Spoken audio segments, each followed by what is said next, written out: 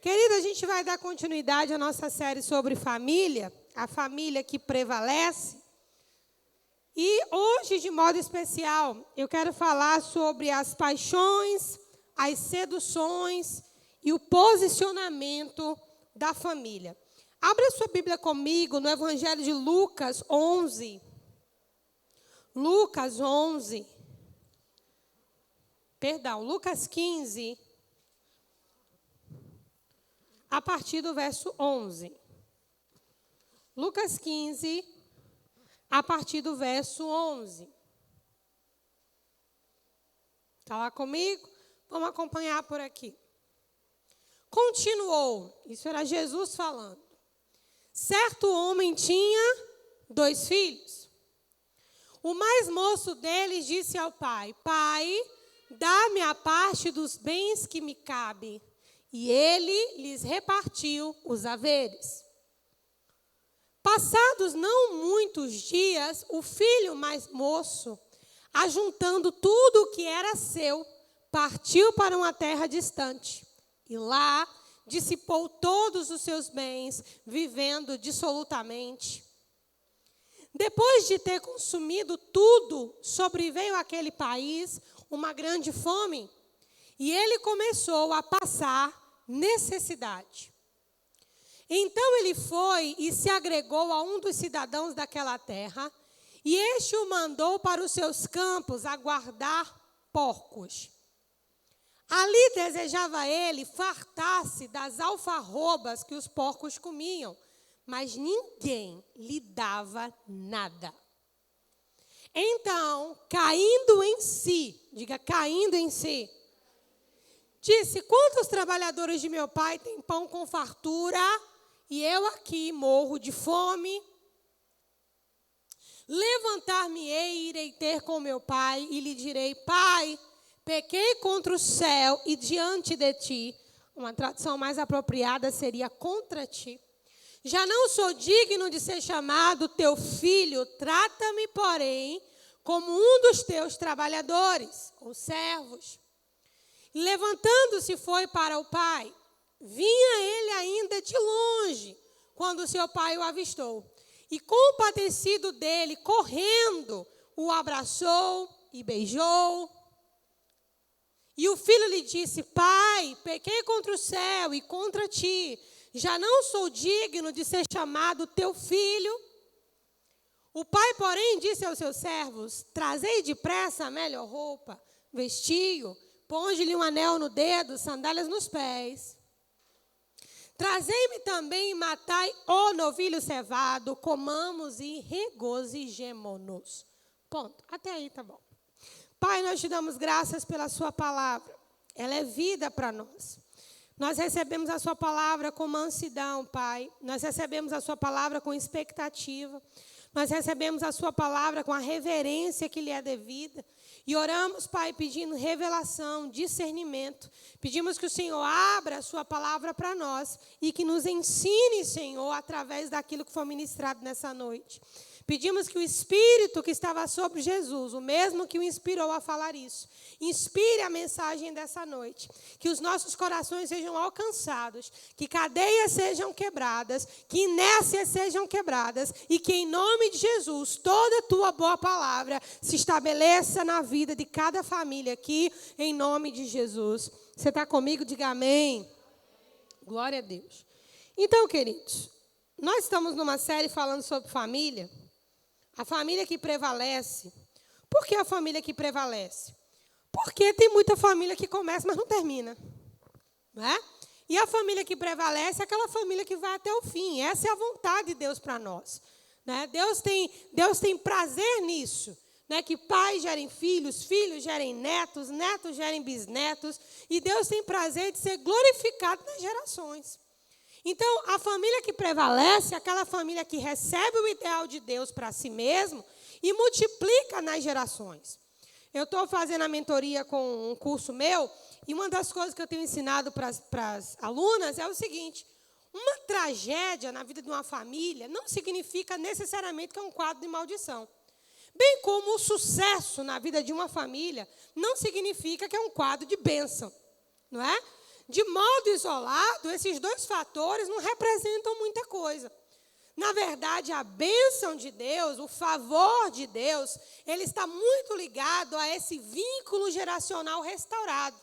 Como nós já falamos exaustivamente aqui na igreja, em Malaquias capítulo 4.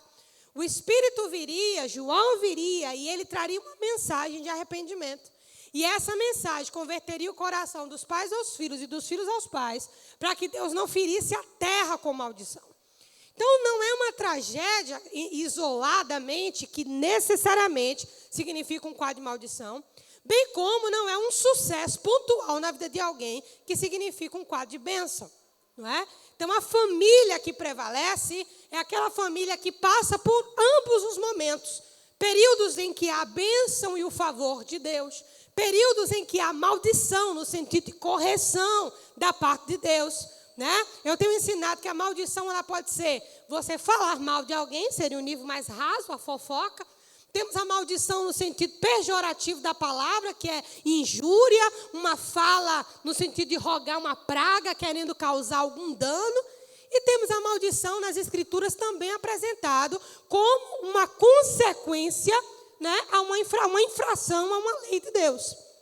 Então, quando Deus diz não, e aquele não é ultrapassado, é desrespeitado, nós lidamos com as consequências daquele não, porque todo não de Deus é protetivo. Amém? Então, a família que prevalece, ela vai lidar em vários momentos com essas duas figuras. O momento em que há a bênção, o favor de Deus, tempos de bonança, crescimento, avanço.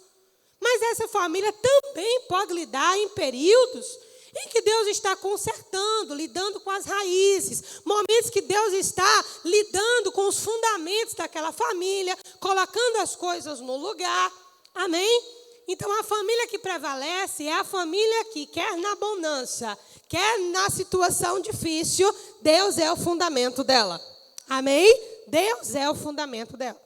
Agora, vindo para Lucas, capítulo 15, como nós lemos aqui, nós temos uma figura familiar. Jesus está apresentando o relacionamento de Deus com a humanidade através de uma figura familiar.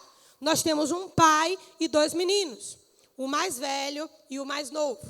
E a gente vê que esse lar era um lar suprido.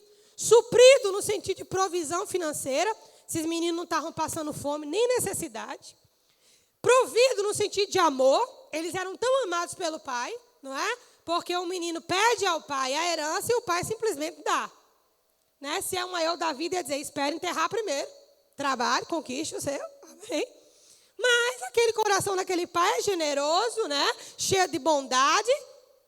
Então havia provisão em amor, havia segurança, havia mordomia, tinha quem servisse esses meninos.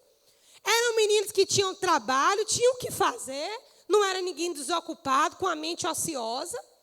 Então, era um lar provido daquilo que Deus espera de uma família. Trabalho, vínculos, limites, tudo essa família que tinha. Mas mesmo tendo tudo isso dentro de casa, o menino resolve se aventurar pelo mundo. E aqui eu quero abrir um leque para os pais. É claro que muitas coisas que acontecem dentro de uma casa faz com que os filhos desejem sair de casa cedo. Isso é fato. Acontece. Às vezes, não é nem o que acontece na casa exatamente, mas é o desejo de conhecer a vida, de criar a sua própria história, de não se sentir mais parte daquele ambiente. Assim, uma série de fatores. O fato é que mesmo uma casa provida de amor, de cuidado, né, uma casa provida em todos os sentidos possíveis, esse menino decide sair de casa. E nós vemos aqui um modelo de Deus que deixa ir. Um modelo que deixa ir. O nosso modelo hoje de paternidade e maternidade está completamente invertido. Nós adulamos os filhos para que eles não tomem as decisões que nós não queremos que eles tomem. Mas se você, guarda isso, se você prover o teu filho de amor, de cuidado, de direcionamento e de palavra, e ainda assim ele tem uma atitude de rebeldia, deixe ir. Não há nada que você fale que vai mudar. Não há nada que você fale que vai quebrantar. Se o coração obstinou, os pais já não podem fazer mais nada. Vai aprender com a vida e com as consequências das suas próprias escolhas. Então, essa família que prevalece precisa entender que, embora o pai tivesse expectativa da volta do menino, ele liberou o menino para ir.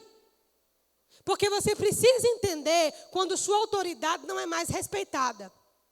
E agora eu quero falar com jovens, adolescentes, pais, tios, avós, e você que é crente. Nós precisamos entender uma coisa: o reino de Deus não funciona a partir de princípios violados. Se há uma violação de princípio, Deus já não se envolve mais. Você está comigo?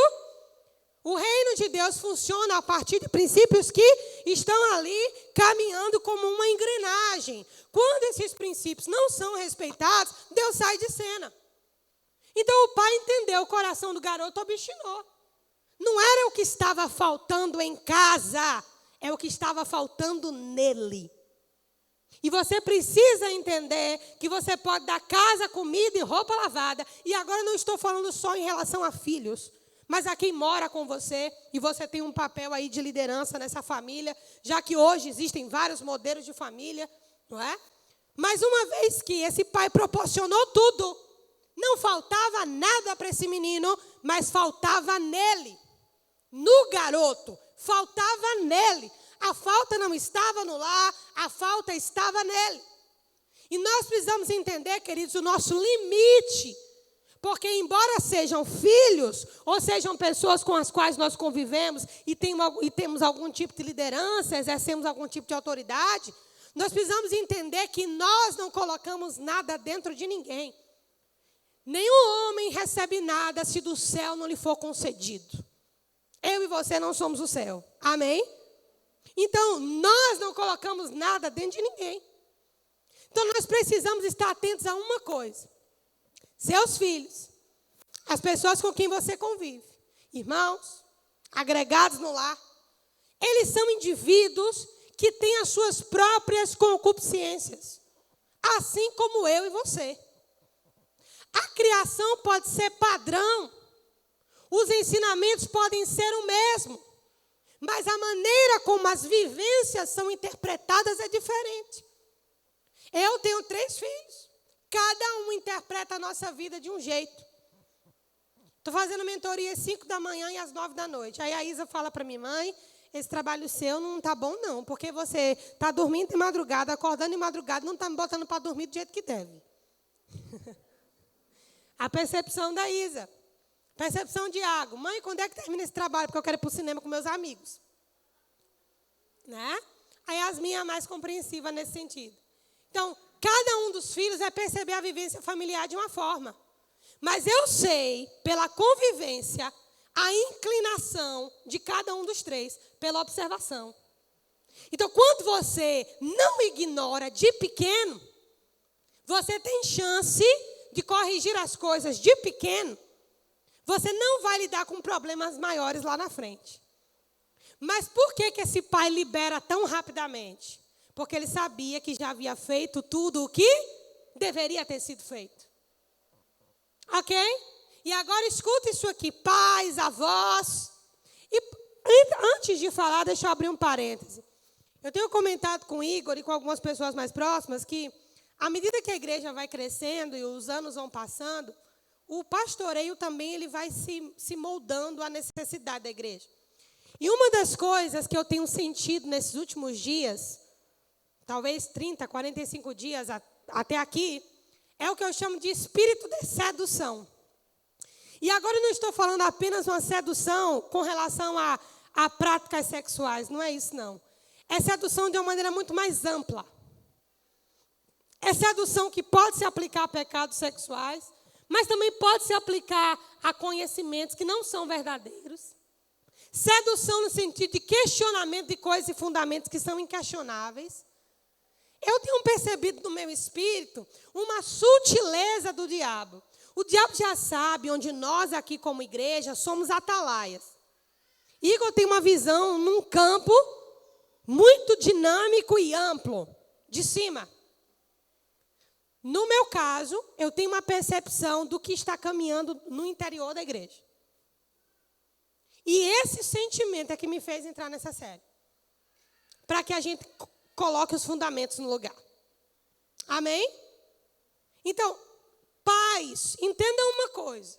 Se seu filho cresceu e você não tem a consciência de que fez o que pôde, o máximo que você vai fazer é um pedido de perdão. Mas não tente reeducar ninguém que passou de 18 anos de idade. Não tente. Porque a sua voz não tem mais espaço. Deus preparou o coração da criança como uma terra que recebe. Se seu filho cresceu e você não fez o que deveria ter sido feito, se arrependa diante de Deus, peça perdão a esse jovem, a essa jovem, mas libere-o a lidar com as consequências das suas escolhas. Isso é bíblico. É bíblico. E a gente precisa entender que o tempo que a gente fica botando debaixo da asa, a gente que não cabe mais, tem desgaste, tem estresse, tem ofensa, tem dor, que não precisava mais existir. Então aqui a gente tem um pai que libera, muito rapidamente, porque entendeu, eu dei tudo aquilo que pude, agora você faz a sua escolha. O menino vai feliz, com dinheiro no bolso, jovenzinho, torra tudo, faz o que estava no seu coração, buscando as coisas que o seu coração desejava, até que em um determinado momento esse menino cai em si, quando tudo se acaba. E infelizmente, eu espero que não seja o final da nossa juventude nem dos nossos adolescentes. E profetizo, crendo que não será. Mas não basta a gente profetizar se vocês não fizerem essa escolha. A gente pode profetizar 30 anos aqui. Se vocês não decidirem, não funciona. Da mesma maneira que ninguém é amaldiçoado só porque alguém fala, ninguém é abençoado só porque alguém diz. Obediência e maldição. Bênção e maldição está ligada à obediência ou desobediência a princípios. Então, aqueles que têm filhos pequenos, eu vou dar uma dica preciosa para você. Não ignore a manifestação da concupiscência. Não ignore. Percebeu um espírito de manipulação? Não ignore. Não ignore. Percebeu um espírito afeminado? Não ignore. Percebeu um espírito de engano? Não ignore. Enquanto é tempo, não ignore. Se seu filho tem questionamentos da Bíblia, responda. Se você não sabe, estude, peça ajuda. Mas não deixe seu filho vagando. Para que a faculdade e a escola digam o que Deus é, o que Deus deixa de ser. Uma das razões que eu me preparei não foi só pela igreja, foi pelos meus filhos. Eu tenho o Iago, que questiona, irmão, tudo que você imaginar e mais um pouco. E se Iago não tiver respostas, ele tem o perfil de alguém que vai procurar em outros lugares. O ano passado ele falou para mim, influenciado por um professor de história, mãe, eu preciso conhecer pelo menos uns 15 países e umas 5 religiões. Falei, os países eu até entendi, mas as religiões é pelo que mesmo? Não, mãe, só a título de curiosidade. Eu quero saber como elas começaram. Até aqui uma curiosidade. Você está compreendendo o que eu estou falando? Porque o professor de história lançou alguma coisa que fez com que ele quisesse conhecer. Mas eu peguei Iago, isso foi o ano passado. Peguei Iago e mostrei como todas as religiões saíram da dinâmica das Escrituras. Só que cada uma com um fragmento. Aquele assunto que nós conversamos. É difícil conversar isso com um menino de 12 anos? Não. Se ele aprende Minecraft e aprende outros jogos mais difíceis, não vai aprender teologia? Vai. O Kids aqui está aprendendo filosofia grega. Emerson estava com a linha ali. O que está aprendendo em filosofia grega? Quando Jesus se apresentou como o caminho, a verdade e a vida, Jesus não usou o nome verdade, Jesus usou o nome aletheia. É aquele que é a verdade por trás de tudo que existe. E eles estão aprendendo lá que Jesus não é verdadeiro, ele é a própria verdade, o crivo de tudo que existe. A igreja vai fazer o seu papel, agora faça o seu. Você está comigo? Faça o seu. Nós não vamos lá colocar um arco-íris e Noé olhando para o arco-íris. Nem o berçário está nesse nível mais. Ok? Então preste atenção. Se passou da idade, ore, peça perdão e recue. Recua. Você não tem o coração do seu filho quando ele passa de uma determinada idade. Uma coisa é quando ele te ouviu de pequeno. Quando ele te ouviu de pequeno, você consegue ter um acesso ao coração. Mas se de pequeno não ouviu, não vai dar crédito agora. E eu estou dizendo para os pais dessa igreja, tem filho rebelde, deixa aí. Porque não dá tempo. Jesus está voltando, quanto mais rápido quebrar a cara e se arrepender, volta. Deixa aí. Tem um momento, querido, que até Deus para de insistir. Você está comigo? Até Deus para. Ah, pastora, mas Deus não é longânimo. Deus é longânimo em si mesmo. Mas a Bíblia fala que o cálice da misericórdia de Deus tem as gotinhas. Quando acaba, já foi. Não é assim? Deus é misericordioso em si mesmo. Mas Ele define até onde Ele libera esses atributos. Então, nós temos um pai aqui que deixa aí. Deixa aí. Essa é uma palavra que eu recebi do Senhor hoje de manhã para essa igreja. Nós não vamos bater cabeça. Quer ir para o mundo, filho? Vá. Pastora? Não, é isso mesmo. Vá, vá. Quer ir para o São João? Vai.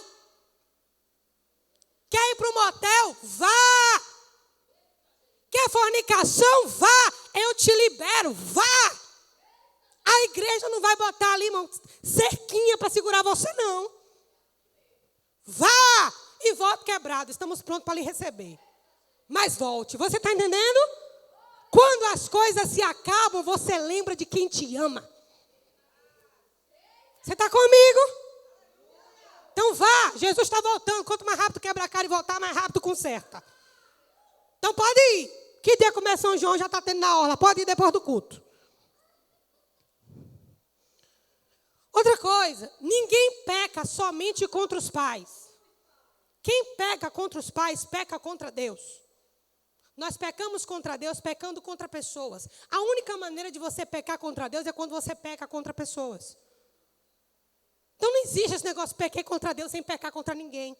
Todo pecado contra Deus passa por um pecado com alguém. Mesma coisa, ninguém honra a Deus sem honrar ninguém. Honramos a Deus honrando pessoas. Servimos a Deus servindo pessoas. Amamos a Deus amando pessoas. Não é isso que a Bíblia diz? Se vocês não amam aquele que vocês estão vendo, quanto mais vocês vão amar o Deus que vocês não veem. Deus é amado quando amamos uns aos outros. Deus é honrado quando honramos uns aos outros. Deus se sente reverenciado quando reverenciamos uns aos outros. É o padrão. Ninguém vai lidar com o imaginário não, irmão. Deus colocou um corpo chamado igreja, através do qual você se relaciona. E se relacionando com a igreja é o padrão que você se relaciona com o próprio Senhor. Então ninguém peca somente contra Deus. Todo mundo que peca contra Deus pecou contra alguém. Você está comigo? Está comigo? Então esse pecado contra Deus, ele vem depois. Pequei contra o céu e pequei contra ti. Já não sou digno de ser chamado seu filho. Vamos para essa palavra aqui? Por que ele não é digno de ser chamado seu filho? Porque ele não honrou o pai. Se não honrou o pai, não é digno de ser chamado seu filho. A mesma coisa é com Deus. Isso aqui é uma figura de Jesus. Jesus está usando a figura de Deus com dois povos, gentios e judeus. O mais novo somos nós. Nós somos os mais novos nessa parábola. Ok? Os gentios. São aqueles que se dispersaram pelo mundo. Formaram seus impérios em várias nações da terra. Mas uma hora, tudo isso se esvai. E todos voltarão para o Senhor. Uns com o coração arrependido. Amém? Creio que esses somos nós também. E outros permanecerão naquele lugar. E voltarão puxados pelo anzol para juízo divino. Amém? Então, querido, todo pecado contra Deus é um pecado contra alguém. Pequei contra o céu e pequei contra ti. Só se peca contra Deus quando se peca contra alguém. Se reconcilia com Deus, reconciliando com alguém. Deus passa pelas pessoas. Você está comigo? As pessoas não são deuses, nem semideuses. Somos filhos de Deus, mas Deus habita em pessoas. Amém? Deus habita em pessoas. Então, se seu filho é maior, tira a mão, solta. Deixa. Seu filho é menor, para de ignorar a concupiscência dele ou dela. Não é uma mentirinha, não é um questionamentozinho. Gente, eu amo Sergipe, eu amo Aracaju. Eu me sinto mais sergipana do que baiana. Mas eu não suporto a cultura desse estado de chamar todo mundo de safado e safada. Ok? Então não é safadinho nem safadinha. Não é. Não é. Não ignora a manipulação do seu filho. Não ignora o que ele assiste, o que ele deixa de assistir. Se você pegar meu tablet e meu celular e a TV de lá de casa, é tudo uma conta só. Ok? É a minha conta pessoal. Tudo que as crianças fazem, veem, está tudo nas 3 contas. Se Yasmin está com o telefone aqui, eu tenho como saber o que ela está vendo pelo meu celular, pelo tablet. Se eles estiverem ligados na televisão, eu também tenho como saber, porque eu tenho todos os aplicativos aqui também. Volta e meia, eu vou lá na biblioteca, olho tudo. Ok? Porque eu não vou ignorar. São filhos de pastor, mas não são netos de Deus. Você está comigo? E eu estou em cima. Em cima. Igor também. Por quê? Eu preciso preparar meus filhos para a eternidade. E você precisa fazer isso. E como igreja, estamos fazendo isso com vocês. Você está comigo? Então, todo pecado contra Deus é um pecado contra alguém. Então, resolva-se com alguém. E quando esse alguém é dentro do núcleo familiar, mais importante isso é. Mais importante isso é. Como está escrito, aquele que não cuida dos seus, principalmente os da sua casa, é pior que o infiel e negou a fé. Quanto mais rápido você reconciliar no interior da sua casa, melhor será. Ok? Quanto mais rápido, porque nós pecamos contra Deus, pecando contra pessoas. Uma outra coisa que eu queria pontuar com vocês aqui é que um coração seduzido e um coração apaixonado não ouve ninguém. No entanto, Deus não tirou de nós uma coisinha chamada razão. E Deus também nos deu um espírito da verdade, nos deu uma palavra que quebra todo e qualquer encantamento. E nessa noite essa palavra está aqui, esse espírito está aqui. Para quebrar todo e qualquer encantamento. Na vida de pais, de filhos, de casais, de ministros. Nós estamos, irmãos, assim, determinados a cortar qualquer mal pela raiz. Amém? A igreja está aqui, mas você precisa estar aí. Você precisa estar aí. Diga glória a Deus. Existe concupiscência de criança que quando ela não é corrigida, direcionada, ela só ganha força em fase adulta. Quando você vai ver alguém que fez alguma coisa que a pessoa quis muito, ela sempre diz assim, desde pequena eu queria isso. É ou não é verdade? Desde pequena eu queria fazer isso. Desde pequena eu queria chegar em tal lugar. Desde pequeno, tanto para coisa boa, quanto para coisa ruim. Só que você não repreende o espírito da concupiscência, que isso não existe. Você precisa lidar com isso. Por que eu desejo isso? O que está por trás desse desejo? O que está por trás desse sentimento? Por que eu quero ir assim? Por quê? Fazer isso de modo pessoal e fazer isso com os filhos. Irmãos, a única maneira dessa geração sobreviver a essa sutileza de engano é questionando as razões pelas quais esses sentimentos e emoções estão lá. Por que eu estou aqui na igreja e meu coração está lá no... Eu só quero falar pré-caju, mas não é pré-caju. É o que mesmo? Forró-caju. Por que eu estou aqui e meu coração está no forró-caju? Por que eu estou aqui na igreja, mas eu ainda estou presa em pornografia? Por que eu estou aqui na igreja e meu louvor é verdadeiro, minha adoração é verdadeira, mas eu sou completamente descontrolada emocionalmente, não controlo nas palavras, não controlo no semblante, não controlo como me posiciono? Por quê? E tem que ser genuíno isso, gente. Senhor, por que eu sou assim? O que está me levando a agir desse jeito? Por quê? Por que eu manipulo? Por que eu me esquivo da responsabilidade? Por que eu terceirizo? Por que eu não encaro? Por que eu não admito? Por que eu sou morno? Do que eu tenho medo? Querido, isso aqui é mais poderoso do que uma oração. Porque se você não se conhecer, o diabo faz de você o que ele quiser.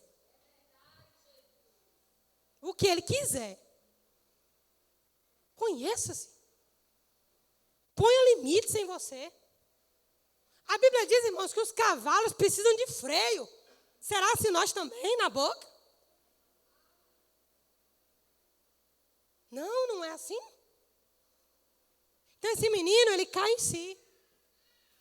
E um crente só presta quando ele cai em si. O crente, antes de cair em si, só dá trabalho. O crente, quando cai em si, passa a prestar. Quando a gente cai em si, quando a gente entende nossas mazelas, nossa condição, nossa necessidade de misericórdia, quando a gente deixa de ser o centro do universo de Darwin, e a gente começa a entender, eu estou aqui, porque a misericórdia do Senhor está comigo. Começa a lidar com seus próprios sentimentos e indagações, começa a ver Deus te presenteando, saindo desse lugar maldito de rejeição. Irmão, deixa eu te dar uma boa notícia. A Bíblia diz que o espírito que nós temos é o espírito de adoção, pelo qual nós clamamos Abba Pai. Se esse espírito de adoção não está sobre você, aquela certeza de que a presença de Deus te adotou, e que hoje você faz parte dele através de Cristo, o espírito que está sobre você não é divino. Rejeite isso. Confronte com as Escrituras. Confronte com a palavra. Te digo de verdade, não vou dizer que está por vir, não. O engano já está no mundo, irmão, já está. Não estará, não. Já está. E está em vários níveis. Em vários níveis. Aí você tem essa geração que volta porque caiu em si. Glória a Deus. E temos aquela geração que nunca cai em si, porque os pais não deixam. Você está comigo? Pais ou tios, irmãos, primos, avós, seja lá quem for que exerça algum tipo de responsabilidade. Já que as famílias hoje elas foram tomando outros formatos. Né? Entenda uma palavra. E eu vou encerrar aqui.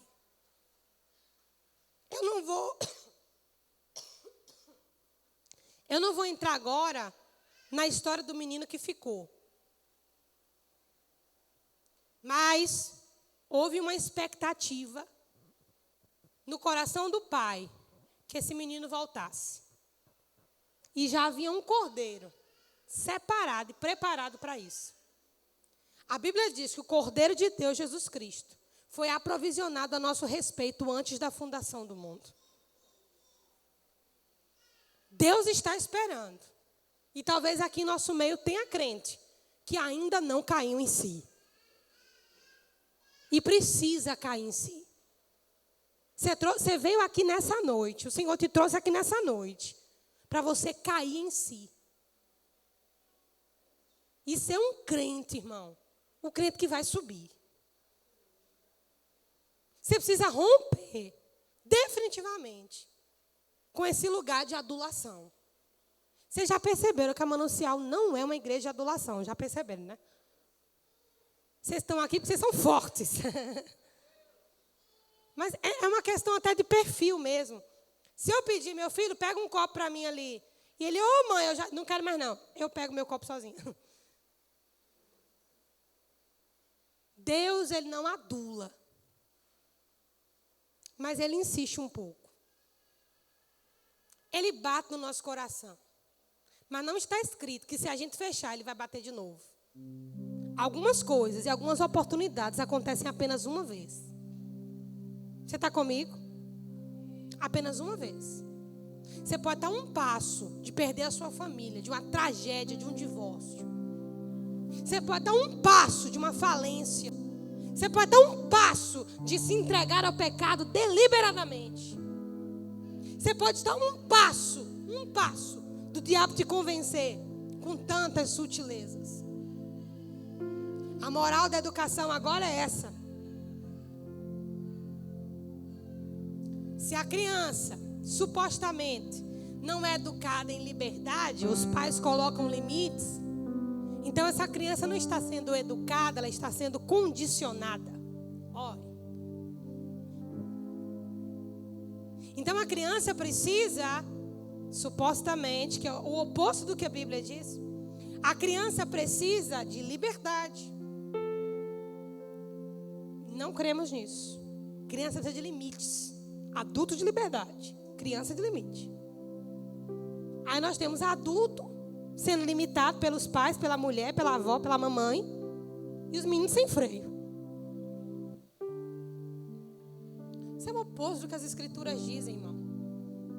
Antes que essa Bíblia seja tirada de você,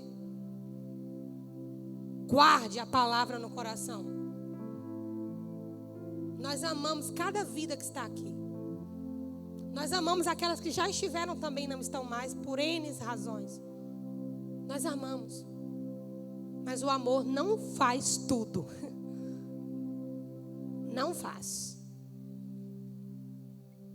E a nossa oração é que aqui estejam aqueles que caem em si. Amém? Que caem em si.